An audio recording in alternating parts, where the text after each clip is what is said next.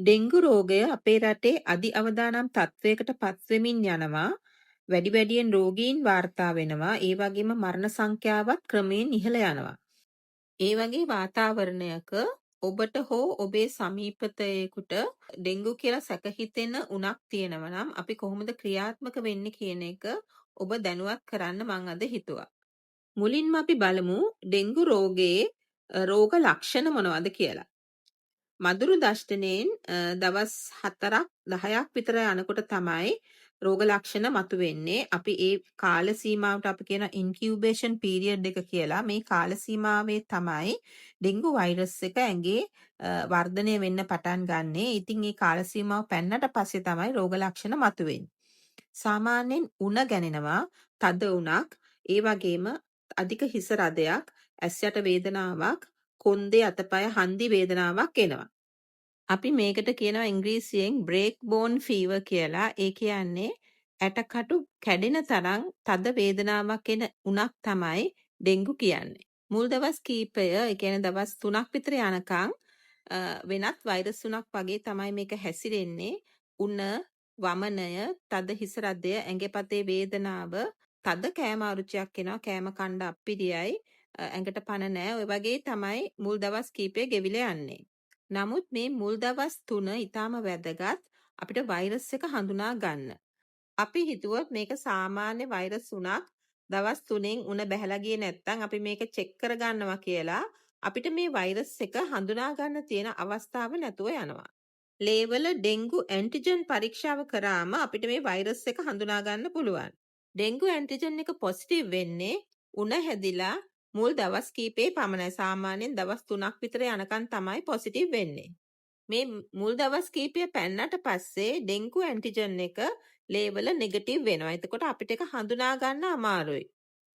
ඒක නිසා ඔබට හෝ ඔබේ ඥාතියෙකුට මේ වගේ උණක් තියෙනවා නම් හිස රදය, වමනය, ඒ වගේම ඇඟපත වේදනාව එක්ක ඩෙන්ගු කියලා සැක හිතෙන මුල් දවස් දෙක ගත වෙනකොටම, ඒ කියන්නේ පැය 48ක් යනකොටම ෆුල් බ්ලඩ් කවුන්ට් එකයි ඩෙන්ගු ඇන්ටිජන් පරීක්ෂාවයි කරගන්න ඕනේ. සාමාන්‍යයෙන් ඩෙන්ගු වල ෆෙබ්‍රයිල් ෆේස් එකේ තදටම උණ තියෙන කාලය දවස් 3ක් විතර තියෙනවා. මේ කාලේ එන්නේ නැහැ සංකූලතා බොහෝ විට. නමුත් මේ කාලය තුල තමයි අපිට වෛරස් එක හඳුනා ගන්න පුළුවන්. ඩෙන්ගි ඇන්ටිජන් එක කරන්න ඕනෙත් මේ කාලය තුල දවස් 3ක් ඇතුළත.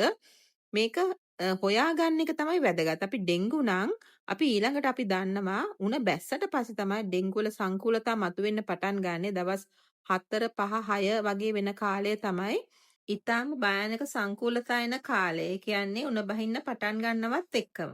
පැය 24ක් පැය 48ක් වගේ යනකොට තමයි ඩෙන්ගු වල සංකූලතා එන්න පටන් ගන්න. ඒක නිසා අපි දවස් 3 යනකොට අපි ඩෙන්ගුද නැද්ද කියලා දැනගෙන හිටියොත් අපිට ඉදිරියට එන සංකූලතා වලට සූදානම් වෙන්න පුළුවන්. ඒව වළක්වා ගන්න.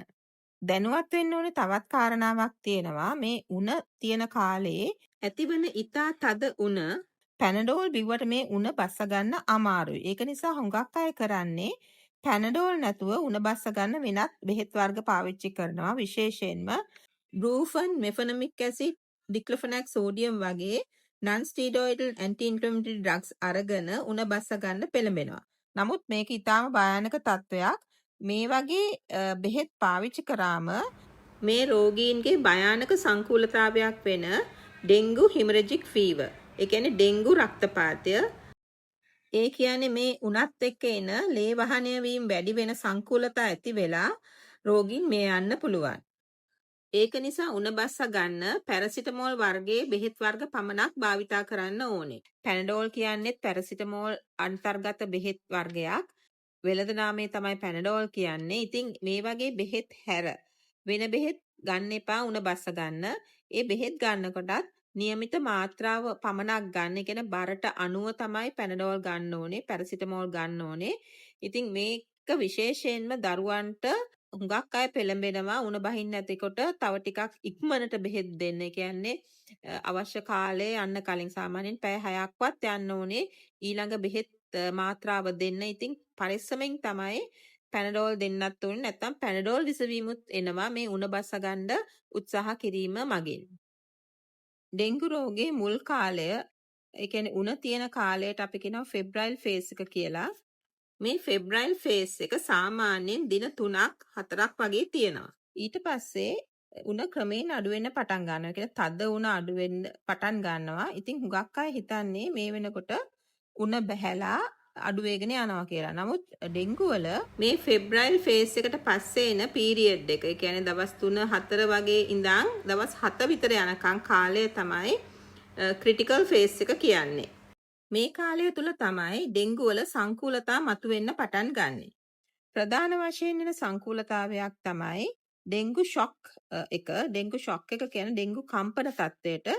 මේකෙදි වෙන්නේ රුධිර නාල වලින් රුධිර ප්ලාස්මාව එළියට ලීක් වෙන්න පටන් ගන්නවා. මේ ලීක් වීම නිසා රුධිර පරිමාව අඩු වීමෙන් ප්‍රෙෂර් එක එකපාරට ගොඩක් අඩු වෙනවා.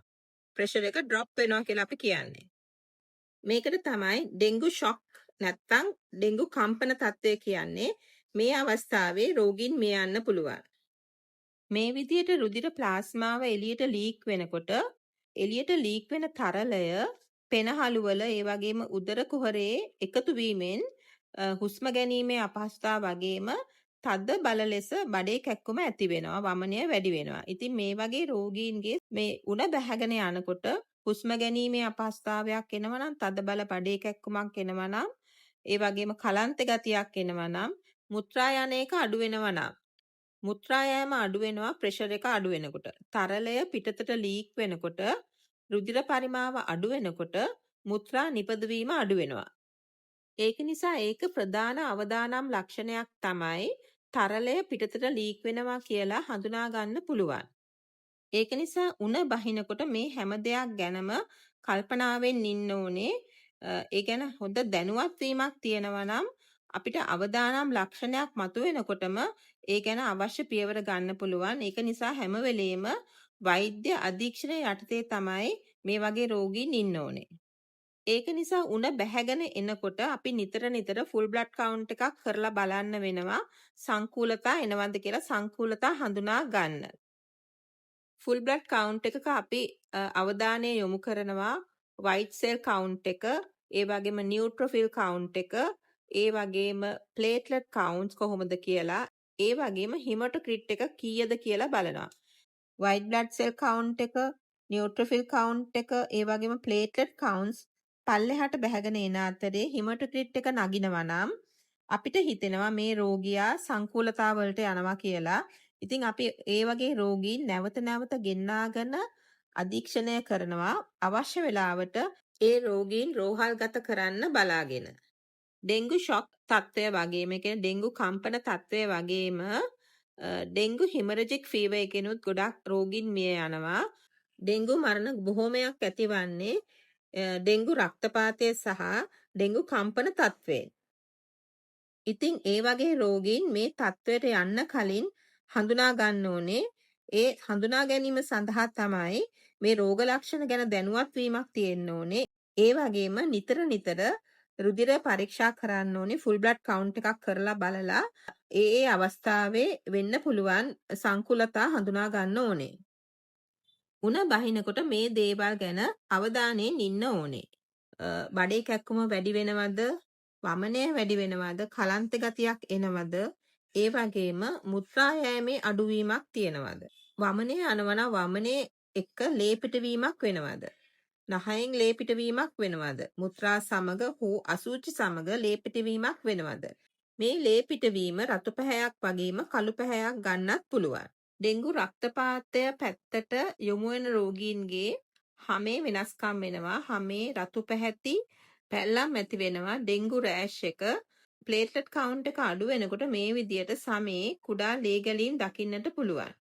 මේ විදියට මේ රෝග ලක්ෂණ ගැන දැනුවත් වෙලා, ඒ ගැන සැලකිලිමත් වෙලා වෛද්‍ය උපදෙස් පත්‍ර ක්‍රියාත්මක වුණොත් අපිට පුළුවන් ඩෙන්ගු හැදිලා සනීප වෙන්න, මරණයටපත් වෙන්න සිද්ධ වෙන්නේ නැහැ. මේ වගේ අපි අවස්ථානුකූලව ඒ අවස්ථාවට හරි ප්‍රතිකාරය ලබා ගත්තොත්. මේ ඩෙන්ගු අධි අවදානම් අවස්ථාවේදී පුළුවන් තරම් ගෙවල් අවට පවිත්‍රව තබාගෙන ඩෙන්ගු කීටයා වැඩෙන එක වළක්වා ගන්න. ඒ වගේම පුළුවන් තරම් මදුරු දෂ්ටණයෙන් වැළකීලා ඉන්න. එතකොට අපිට පුළුවන් ඩෙන්ගු හැදෙන්නේ නැතුව පරිස්සමෙන් ඉන්න. ස්තුතියි. මම ඩොක්ටර් සෑම් ජේ.